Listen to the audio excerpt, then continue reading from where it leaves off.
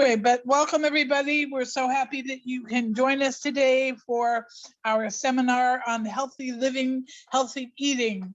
And we have with us our wonderful nutritionist, Erin Kukura, who is, she is a UCSD alumna, and she's passionate about working with others to live healthier, happier lives, and to most importantly, have a healthy relationship with food. So Erin, go ahead and take it away. Awesome. Hello, everyone. How are y'all doing today? It's already Wednesday. I'm going to share my screen if that's okay. Okey-doke. Alrighty. So, okay, so today's topic is going to be on fueling your day.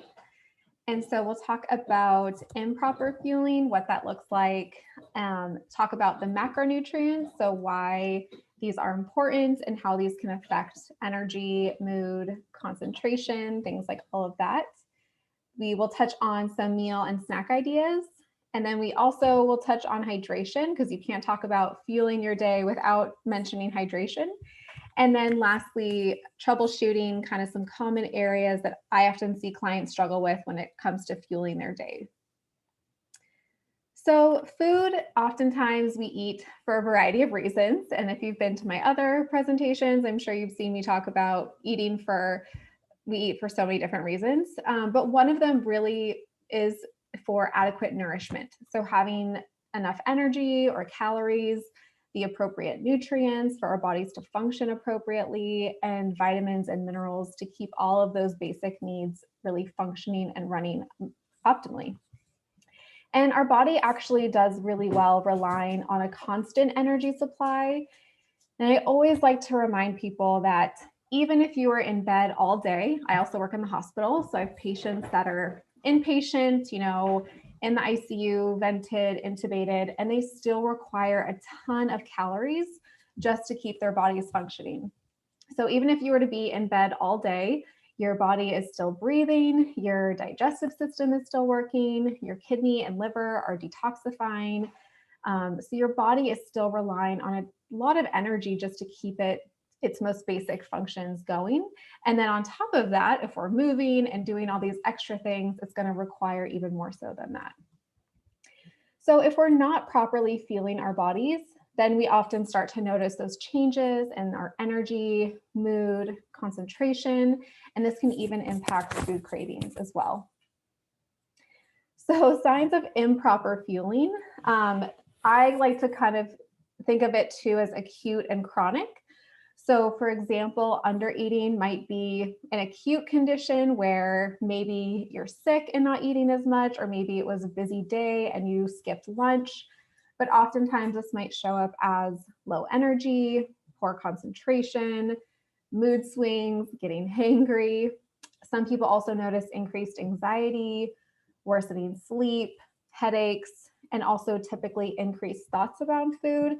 And your body will also typically crave high carb, high fat foods. And so again, this could be as simple as skipping a meal or just being really busy, but it also can be more of a chronic condition, restricting, dieting, malnutrition, eating disorders, all these other factors can also influence this in the long term, certain medical conditions as well. And then likewise, overeating. So again, acute or chronic situations can also lead to low energy, uncomfortable fullness, abdominal discomfort. So we're trying to find the more moderate middle ground and not in either of these uncomfortable areas. So it's important to eat regularly throughout the day. And I always encourage people to think about what happens when you do find that you get too hungry. So if you are out and about and doing errands and you find that it's been a few hours, what happens, right? We tend to find that we get very, very hungry. And this will typically lead to those cravings for high fat, high carb foods. Our body also responds by eating to we're more full. And then depending on what we're eating or what's happening, you also will typically notice your blood sugar kind of going on a roller coaster as well, which leads to those uncomfortable sensations of fatigue or poor concentration. Some people get dizziness, things like that. On the other hand, if you're eating very frequently, oftentimes your body doesn't get a chance to adequately digest food. Typically, you're not really feeling very hungry. You might not even really notice fullness. You're just kind of always eating, and that's not great either because our blood sugars, your body's going to be releasing insulin a lot more frequently. And so it's better to have some space in between how often you are eating. So when we talk about fueling our day, we have to look not only at how often we're eating, but also what you're eating, because both of these are going to impact how our mood, our energy, all of this is going to feel. So how often to eat? This is a question I get asked very frequently, and there's no magic answer. So it's going to depend person to person, and it also might depend on just what day it is. But in general, I find for most people, anywhere from like 3 to 5, 6 hours works for them. Some people prefer smaller, more frequent meals. They might eat more every 3 to 4 hours. Other people prefer maybe eating a larger meal less frequently, and they can go a little bit longer, closer to that 5 to 6 hours. But again, if you're going more than 6 hours, this is where typically those uncomfortable feelings of hunger come from, feeling low energy, poor concentration, moodiness, and those food cravings really start to arise. So I try to recommend not getting to that point when you are waiting to eat. So if some things to start to notice within your own day is when you might notice feeling hungry. So do you find you get low energy, poor concentration, hangry, moodiness, or have those cravings for foods? Oftentimes I notice this for individuals in the afternoon or maybe around dinner time. That tends to be when they go a longer period of time, maybe without eating. And so these might be signs that you need to eat earlier, maybe you need to eat more or have something like a snack. And also looking, which we'll talk about, as what your meals consist of, because you might be eating something, but maybe it's not adequately balanced. And so you're getting hungry again soon after. So balanced eating. So thinking about, again, how do you feel after eating something like a bag of chips versus an apple with peanut butter? Typically, the more that we consume more whole types of foods versus ultra processed foods, we tend to digest and absorb these foods a little bit more slowly, and this leads to more sustained energy levels. We're not getting that blood sugar spike followed by that crash. And then these foods also contain so many additional nutrients.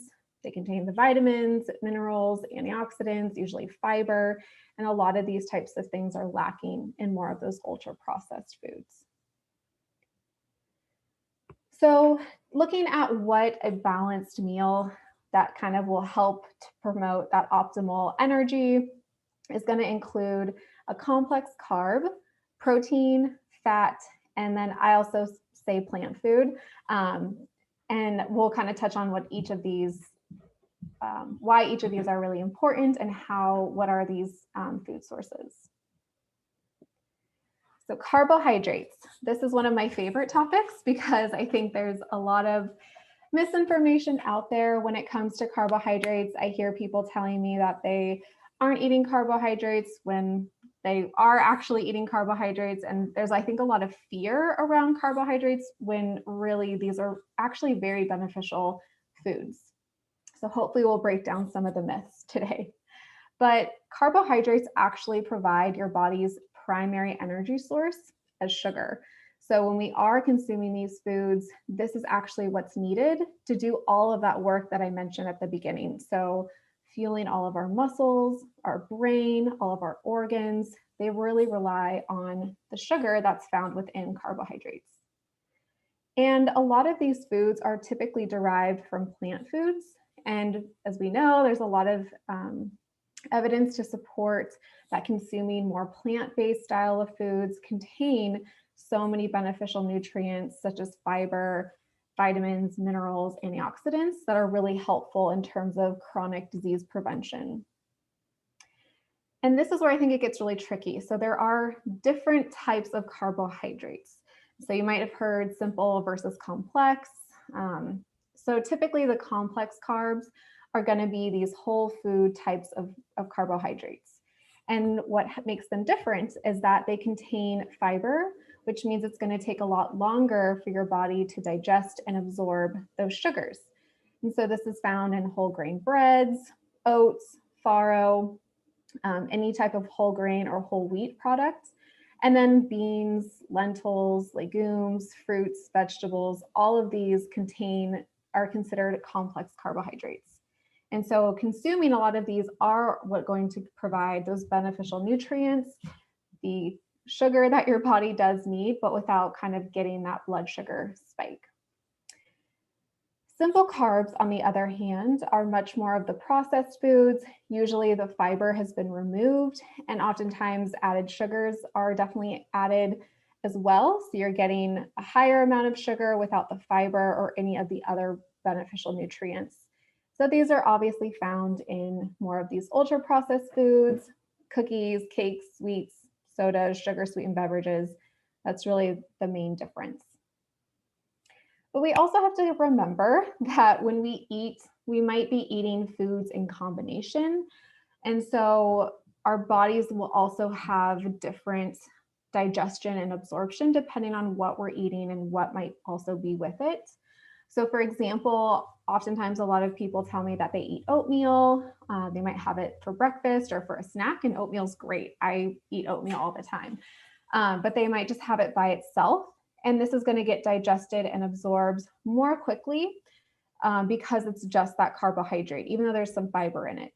Versus if you were to have oatmeal and add some Greek yogurt, add some walnuts, that added protein and fiber, that added protein and fat is going to actually help so you have a slower digestion and absorption. And so typically this helps with satiety. You'll find you'll actually be full for longer than an hour and more stable blood sugars as well. So protein, as I just mentioned, we hear so many benefits of protein, but it's really necessary for the repair and building of all of our body's tissues and cells. So it's necessary for our immune system, our immune function, and most of the nutrients that get transported throughout our body do so on certain proteins. And protein really impacts our digestion because it typically helps increase satiety. So if you're lacking protein at a meal or even a snack, like I kind of gave with that oatmeal example, you might find that you're hungry again fairly soon afterwards. And there are plant and animal sources of protein. So animal sources are the meat, fish, eggs, dairy, and these contain all of the essential amino acids. And plant-based are going to be beans, lentils, tofu, nuts, seeds, and these are going to have all of the essential amino acids, but not within one of the foods, which is why, especially if you're vegetarian or vegan, making sure that you're getting a variety of plant-based proteins is going to be really helpful just to make sure that you are getting enough of those amino acids. But as long as you're consuming different kinds of things, your body will do what it needs to do and make sure that you're getting those adequate amino acids. And as I mentioned earlier, those plant-based foods also contain fiber, those vitamins and minerals as well. But typically they actually are gonna, because they contain the fiber, you might find that you're not as satisfied versus eating more of the animal-based proteins. So that's another important to note. If you're also diabetic, then you also need to keep in mind that the plant-based proteins do contain some carbohydrates, so you have to factor that in, versus the animal sources are purely just protein. So just some things to keep in mind. But again, whole types of foods are always going to be more optimal. Nowadays, there's protein everything. You know, there's granola bars and pancake mixes that have added protein in them. Obviously, there's a plethora of protein powders and the newer plant-based alternative meats. But a lot of these products are just isolated protein isolated protein powders essentially that are lacking things like the fiber, the vitamins, the minerals. So they're lacking any of the health benefits that you would actually get from eating the whole types of foods. And there's a lot of lack of regulation, especially if it's any type of protein powder or supplements. And so you really just, from a health perspective, are going to get way more bang for your buck if you're relying on eating more whole types of foods than consuming these products that boast a lot of added protein in them. And then fat. So fat also helps for satiety. It's necessary to produce adequate hormones, necessary for absorption of fat-soluble vitamins, and some fats are also known to be anti-inflammatory. And with all things, there are different kinds of fats. Typically, there's the saturated fats, which are found predominantly in animal products. This is also found in coconut oil and palm oil.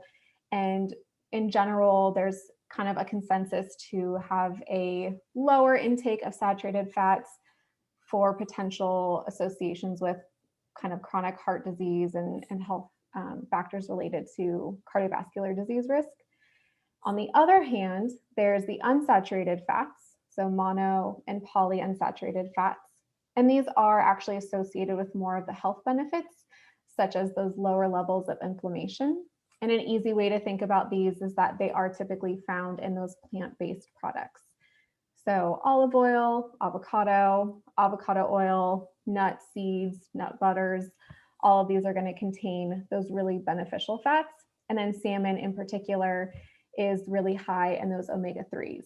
So definitely incorporating more of those kinds of fats in general are going to give more of those health benefits, especially the lower levels of inflammation. And then plant food. So I like to just include plant food as its own category, but it is considered as a complex carbohydrate. And as I mentioned earlier, this is really a nutrient powerhouse. So it contains fiber, vitamins, minerals, polyphenols, antioxidants. All of these are necessary to support a healthy immune system. They help to decrease oxidative stress and any cellular damage. A lot of them are also anti-inflammatory. And most people struggle to get an adequate amount of fruits and veggies in their diet. That's why I always like to highlight it. And fruit and vegetable intake by itself has even been associated with lower blood pressure, reduced risk of heart disease and stroke, prevention for some types of cancer, and lower risk of type 2 diabetes. So we really see how much of a correlation there is between fruit and vegetable intake and chronic health disease. And like all things, variety is always important because all of these foods are going to contain different nutrients. And any and all fruits and vegetables work. I always have people ask me, which ones are better? A variety, again, is all important just because they are all going to have different nutrients.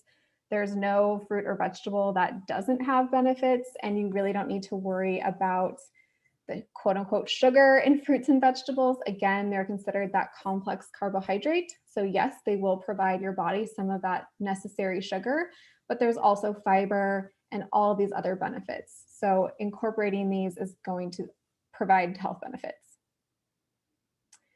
So if you're more of a visual person like me, this is Harvard's healthy eating plate. And so this is kind of everything I said, but put into a more visual form. So at each meal, trying to incorporate a fruit and or vegetable, protein source, more of a complex carb or whole grain at times, and then some of those more mono, polyunsaturated fats, such as those healthy oils. So some examples of what this might look like in real life.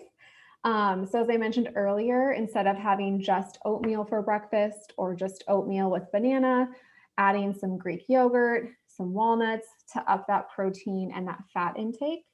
And then same thing if you're more of a savory type of breakfast person, instead of having just eggs and toast, you can throw tomatoes and spinach in there to get that plant food and add some avocado to get more of that mono or polyunsaturated fats. And then if you're using more of a white bread, you can always switch to more of a whole wheat bread, again, to get more of the fiber. And then I feel like lunch and dinners are a little more self-explanatory. A lot of individuals eat, protein, so salmon with potatoes and a veggie, but even things like a chili with cornbread or burrito bowls with, tofu or chicken or salmon with avocado, rice, and salsa. All of these are still those balanced, nutrient-dense meals. So snacks are also beneficial. Sometimes a snack is really helpful in order to get to your next meal, especially if you find that you're out and about, or you find that you tend to get really busy and then realize that you all of a sudden realize that you're really hungry. That snack can help to kind of curb that hunger to get you to another hour or two until you're going to eat a meal. And I like to think of snacks as ones that are going to provide the most benefit is going to contain like a protein with a fat or a carb.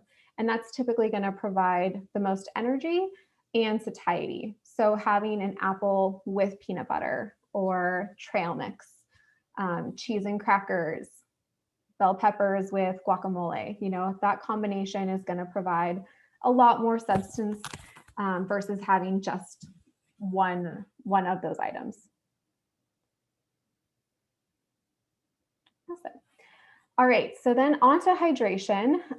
So fluid and fluid requirements are also going to vary person to person. A lot of times it depends on age, weight, activity level, and then the climate. And dehydration can also really tend to show up as low energy.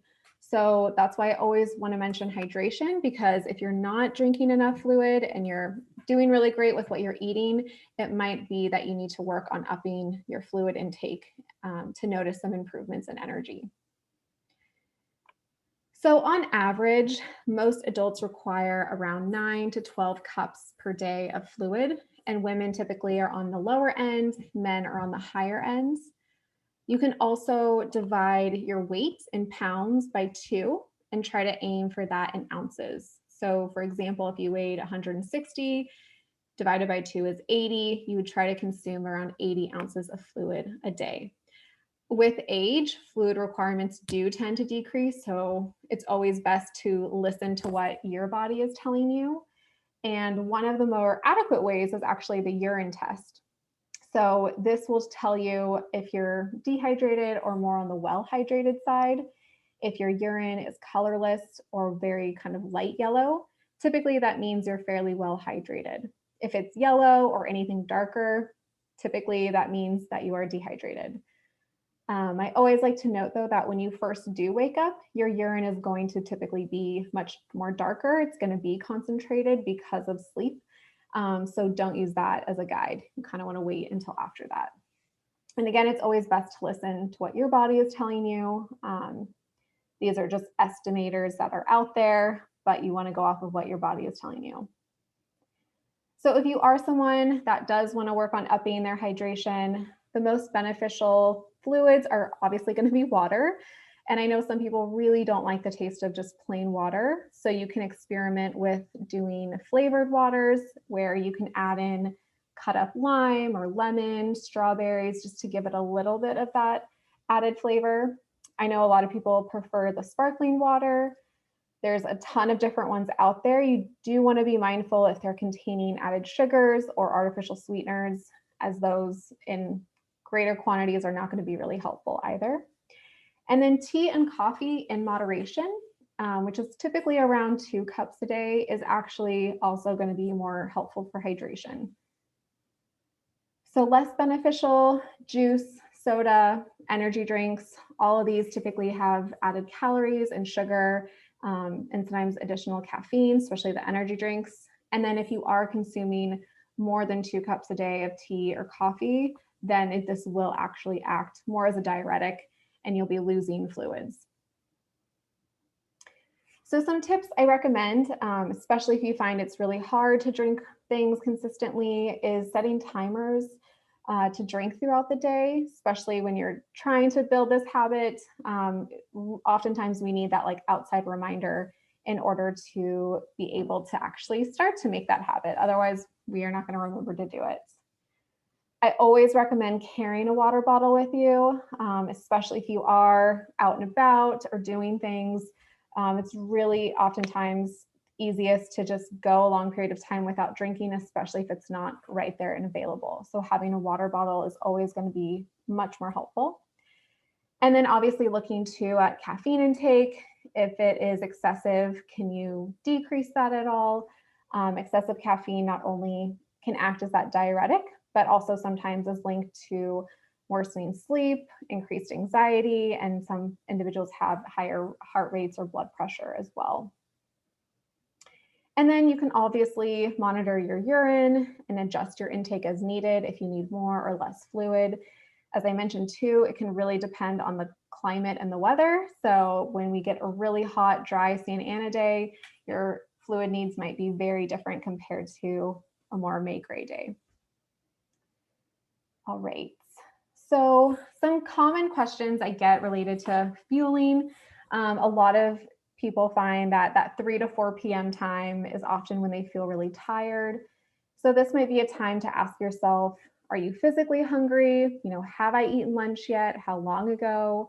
Maybe you do just need a snack. Maybe it's been a couple hours and you do need something to kind of get you through until your next meal. Or you might find that this is also a time that maybe you're just kind of craving something. So a break, social interaction, a distraction. So this might be more also an emotional hunger. So you can kind of check in and see which one it is. And if it's something like the second one, maybe you can go do something else instead of reaching for a cookie or a snack, going for a quick walk, talking to a friend, sitting outside, trying to go do something to help with that. And I also have a lot of individuals find that they might be really ravenous by the time dinner rolls around.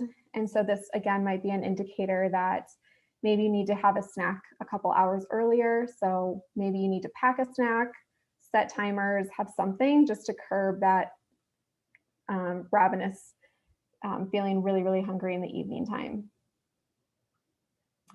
So I know we didn't talk about sleep, but obviously sleep is going to also impact energy levels. So it's really important to also aim for 7 to 8 hours of sleep. You might be eating really great, drinking and staying hydrated, but if you're not getting adequate sleep, then no amount of food or fluid is going to help with the energy that's coming from that sleep deprivation. There's also numerous studies that worsening sleep is linked to issues with hormone regulations, affecting appetites, food cravings, all sorts of things. So really important and crucial to really try to get those 7 to 8 hours. And look at your meals. Are they lacking one of those components? Is there something that you can add to what you're already doing to make it more of a balanced meal? And in general, where can we add more whole types of foods? So whole grains, fruits, vegetables, instead of consuming more of the ultra processed foods. Again, we'll get way more nutrients and typically more sustained energy levels. And then eating throughout the day. So looking at your day, are there times that you do go for very long periods of time, or that you find yourself kind of waiting until you get very, very hungry? Maybe there's a way to pack a snack or have something earlier so you're not getting to that really hungry place. And staying hydrated. Awesome. So that was all I had for today. Let me know if there are any questions.